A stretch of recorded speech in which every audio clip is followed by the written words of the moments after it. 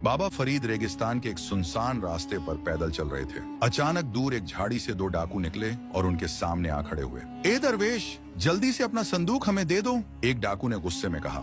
बाबा फरीद ने हल्की मुस्कान के साथ अपना संदूक उन्हें सौंप दिया। डाकुओं ने फटाफट संदूक खोला, लेकिन अंदर सिर्फ पुराने कपड़े और एक मिट्टी की सुराही देखकर वो मायूस हो गए। एक डाकू भड़क कर बोला, ये क्या है? हमें कोई कीमती चीज चाहिए।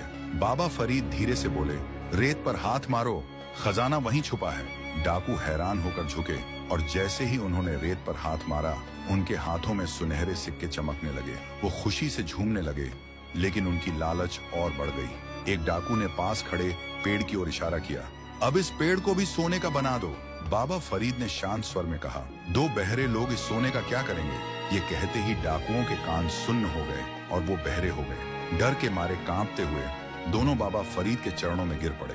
बाबा जी, हमें माफ कर दो, हमसे गलती हो गई, अब कुछ सुनाई नहीं दे रहा। बाबा फरीद ने प्यार से कहा, वादा करो अब कभी जुल्म नहीं करोगे। दोनों ने रोते हुए वादा किया और जैसे ही उनका वादा पूरा हुआ, उनकी सुनने की ताकत लौट आई और बाबा फरीद चुपचाप अपने रास्ते पर आगे बढ़ गए।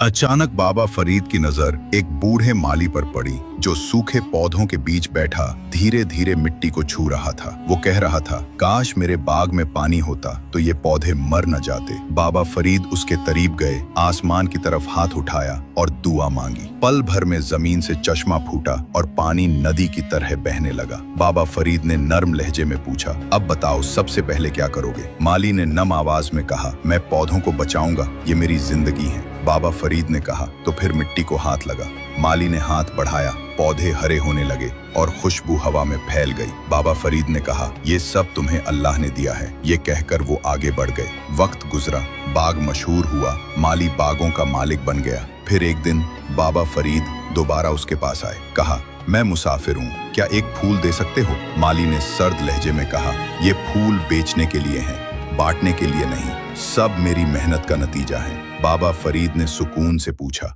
लेकिन तुम तो पानी को तरस रहे थे ना? माली बोला, वो वक्त गया, अब मैं खुद हर चीज संभालता हूँ। बाबा फरीद मुस्कुराकर बोले, इंसान जब खुशबू में जीता है तो मिट्टी की खुशी भूल जाता है। ये तो तुम्हारा इम्तिहान था। ये कहकर वो आगे बढ़ गए। कुछ लम्हों बाद माली ने पौधों की तरफ देखा। न पानी था, न रंग और न बाबा फरीद, बस एक सन्नाटा जो अब किसी फूल से नहीं महकता। अचानक बाबा फरीद की नजर एक शख्स पर पड़ी, जो दरवाजे पर हाथ में रोटियां लिए खड़ा था। वो कह रहा था, या अल्लाह, जो मांगे उसे दे दूं, बस रिज्क में बरकत रख, दिल बड़ा रख। बाबा फरीद उसके करीब गए, आसमान की तरफ हाथ उठाया और दुआ मांगी। पल भर में उसके आंगन में गरीबों की कतार लग गई। वो सबको खाना दे रहा था, पानी पिला रहा था, दुआएं ले रहा था। बाबा फरीद ने नरमी से पूछा, अब बताओ सबसे पहले क्या करोगे? वो बोला, जो भी दरवाजे पर आएगा खाली नहीं जाएगा, बस अल्लाह की रजा चाहिए। बाबा फरीद ने कहा,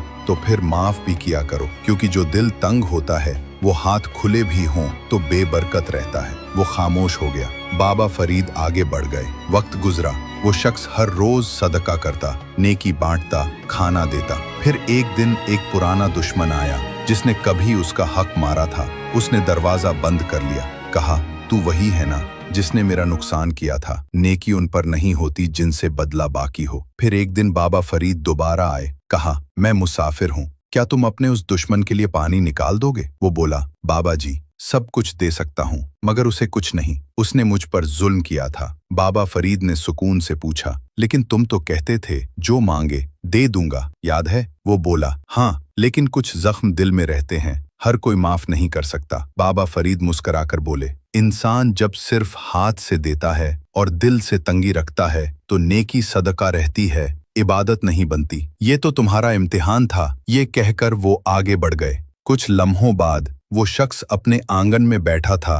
खाने के बर्तन भरे हुए थे, मगर दिल खाली पड़ा था। अचानक बाबा फरीद की नजर एक नौजवान पर पड़ी, जो मस्जिद के हजरे में बैठा था और कुरान मजीद के पन्नों को चूम रहा था। वो कह रहा था, या अल्लाह, मुझे कुरान का हाफिज बना दे, बस एक बार मैं तेरे कलाम को अपने सीने में उतारना चाहता हूँ। बाबा फरीद उसके करीब गए, आसमान की तरफ हाथ उठाया और दुआ मांगी। पल भर में नौजवान की जबान पर रवानी आ गई, हुरूफ आसान हो गए, आयतें खुद ब खुद याद होने लगी। बाबा फरीद ने नरमी से पूछा, अब बताओ सबसे पहले क्या करोगे?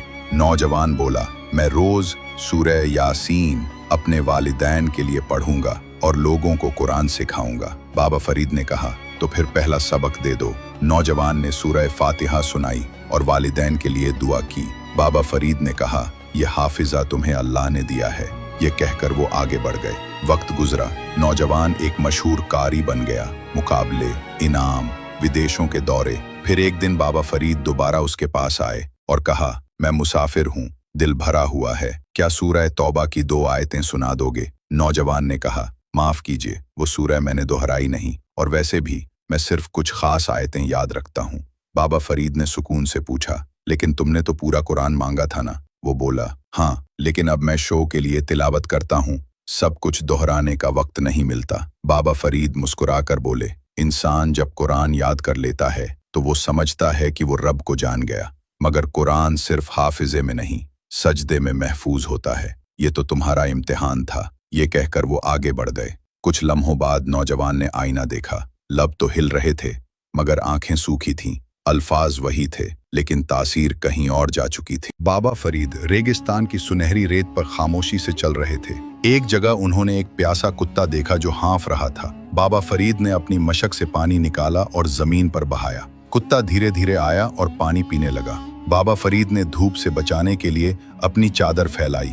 कुत्ता शांत हो गया और लेट गया। इतने में एक नौजवान आया और बोला, ये गंदा जानवर है। बाबा फरीद ने नरमी से कहा, ये सुकून मांग रहा है, नफरत नहीं।